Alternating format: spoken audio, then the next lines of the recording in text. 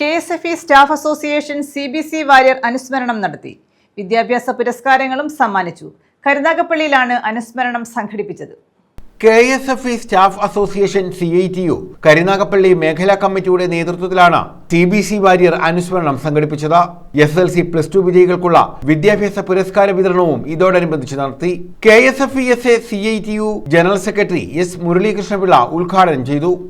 Public sector രാജ്യത്തിന്റെ ക്ഷേത്രങ്ങളാണെന്ന് പറഞ്ഞ ജവഹർലാൽ നെഹ്റുവിന്റെ നയമാണോ ഇന്നത്തെ കോൺഗ്രസിന്? പൊതുമേഖല ആദ്യം വിൽക്കാൻ തുടങ്ങിയത് ഇന്നത്തെ പ്രധാനമന്ത്രിയാണോ? കോൺഗ്രസ് തന്നെ നയിക്കുന്നു രീതിയിലേക്ക് മാറി.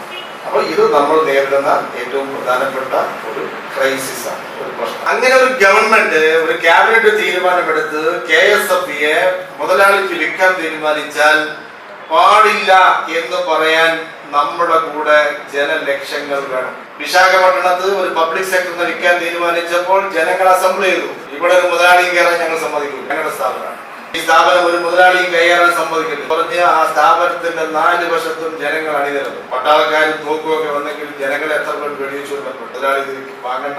ജനങ്ങൾ ആ സ്ഥാപനത്തെ അത്രത്തോളം ജില്ലാ vice president Pradeep Kumar R അധ്യക്ഷത വഹിച്ചു. R Yadukrishnan, R Suresh Kumar, A Rajeev, R Santhosh, A ഷാഹിമോൾ, R rabi, SS Sumesh, Rahana R, Nimya Anand എന്നിവർ പങ്കെടുത്തു. News bureau, Karunagappally.